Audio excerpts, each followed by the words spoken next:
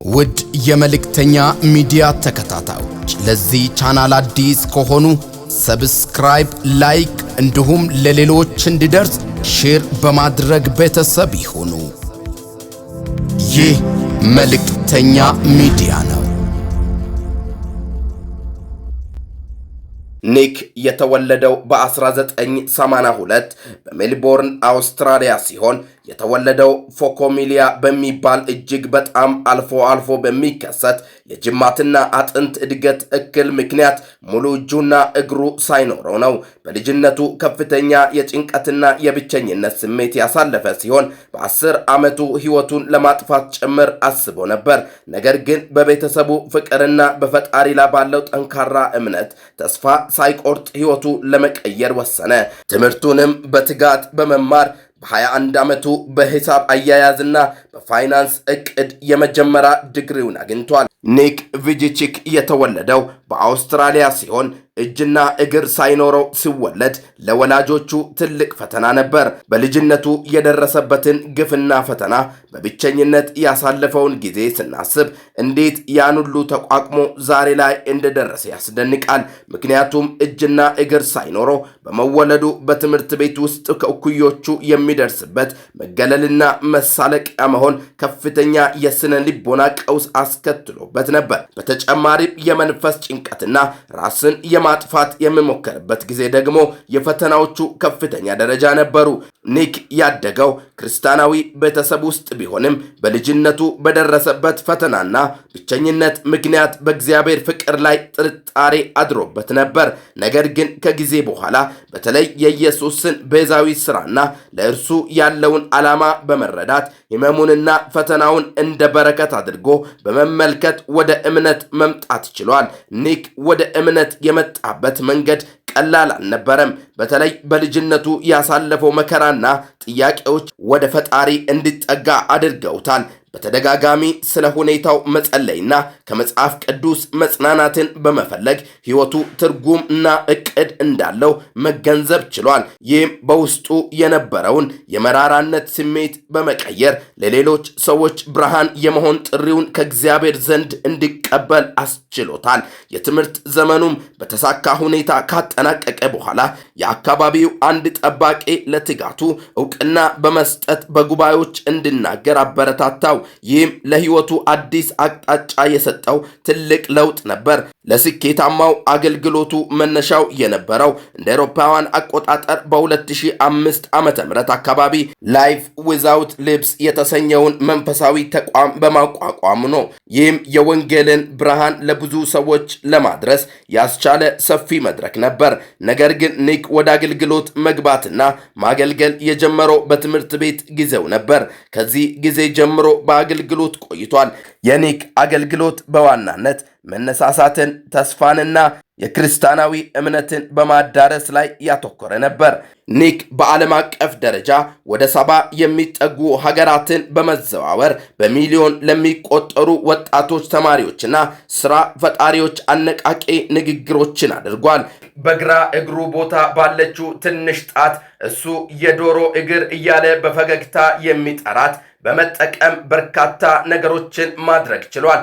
ለምሳሌ መጽሐፍና በኮምፒውተር መተየብ፣ መዋኘት፣ በማዕበል ላይ መንሸራተት፣ ጎልፍ መጫወት፣ ራሱን ችሎ ጽሙን መላጨትና ጥርሱን መቦረሽ የመሳሰሉ እጅግ አስደናቂ ነገሮችን ያደርጋል።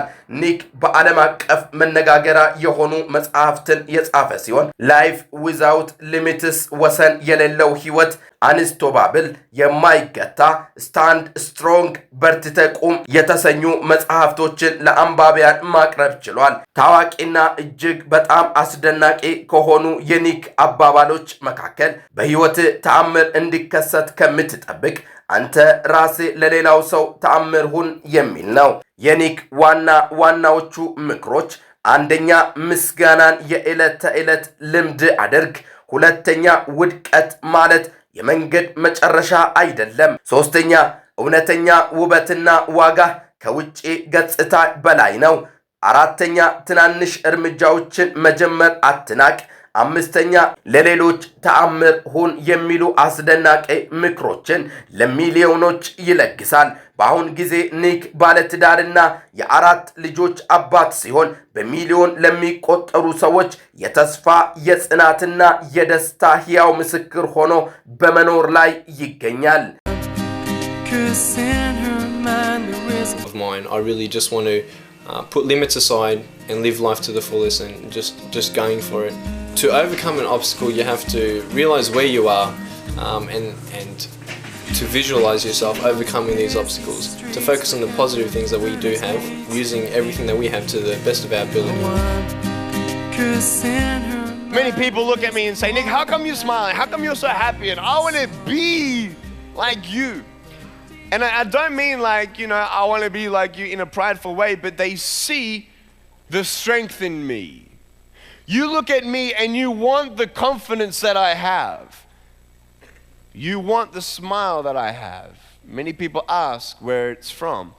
And tonight I'm going to tell you where Nick's smile is from. You're beautiful, just the way you are.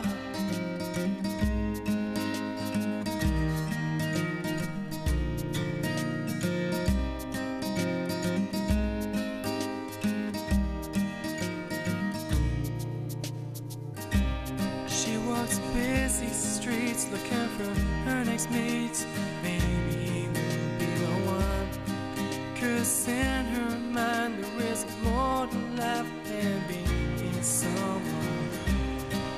But deeper down she has found the one thing that makes her feel love. So she is looking for it in all the wrong places. You're beautiful. You're beautiful. You're beautiful. You're beautiful, just the way you are. You're beautiful.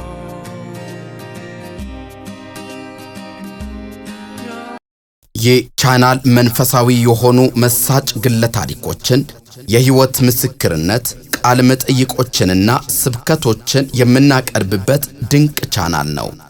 ውድ የመልእክተኛ ሚዲያ ተከታታዮች ለዚህ ቻናል አዲስ ከሆኑ ሰብስክራይብ፣ ላይክ እንዲሁም ለሌሎች እንዲደርስ ሼር በማድረግ ቤተሰብ ይሁኑ። ይህ መልእክተኛ ሚዲያ ነው።